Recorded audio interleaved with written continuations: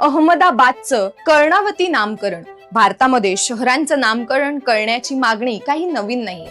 वेगवेगळ्या काळात विविध राजकीय आणि सामाजिकीय संघटनांनी शहरांची नावे बदलवण्यासाठी आंदोलनं केली.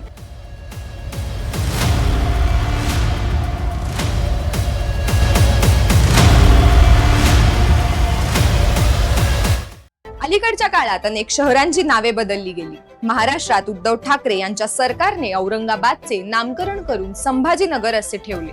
त्यानंतर एकनाथ शिंदे सरकारने हा निर्णय अधिकृतपणे बदलत छत्रपती संभाजीनगर हे नाव दिले. याशिवाय उस्मानाबादचे धाराशिव झाले, अहमदनगरचे अहिल्यानगर झाले, तसेच इस्लामपूरचे ईश्वरपूर झाले.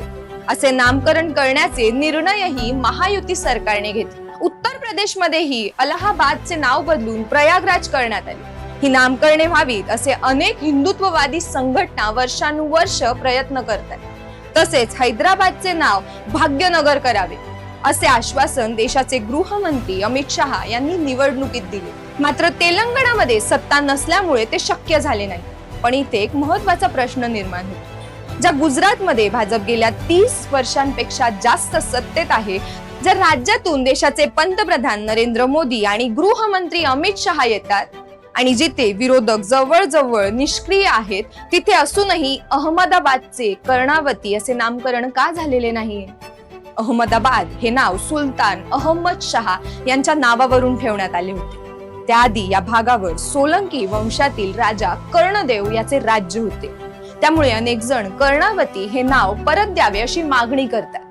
मात्र तरीही या मागणीवर सरकारकडून ठोस पाऊल उचलले गेलेले दिसत नाही.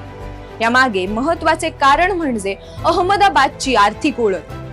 अहमदाबाद हे गुजरातमधील एक मोठे औद्योगिक आणि व्यावसायिक केंद्र आहे. गुजरात सरकारचे धोरण हे अहमदाबादला जागतिक स्तरावर एक बिझनेस सिटी म्हणून विकसित करण्याचे आहे.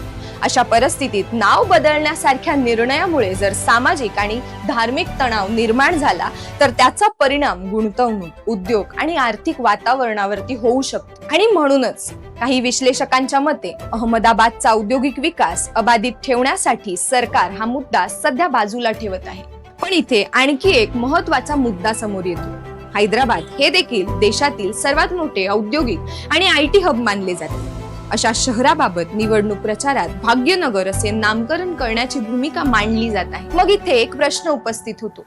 अहमदाबादच्या औद्योगिक वातावरणावर परिणाम होईल म्हणून त्याचे नाव कर्णावती असे ठेवले जात नाही. मग हैदराबादच्या बाबतीत तीच भूमिका का असू शकत नाही? ही भूमिका केवळ राजकीय परिस्थितीनुसार बदलते का, की त्यामागे काही वेगळीच राजनीती आहे? याचे उत्तर प्रत्येकाने स्वतःच्या दृष्टिकोनातून शोधणे गरजेचे. यावरून एक महत्त्वाची गोष्ट स्पष्ट होते. राजकारणात निर्णय हे केवळ भावना म्हणून पाहिले जात नाही, तर त्यामागे अर्थकारण आणि राजनीती देखील असते. तुम्हाला काय वाटतं? अहमदाबादचे नामकरण होऊन कर्णावती व्हायला हवे का? कमेंट्स मध्ये सांगा.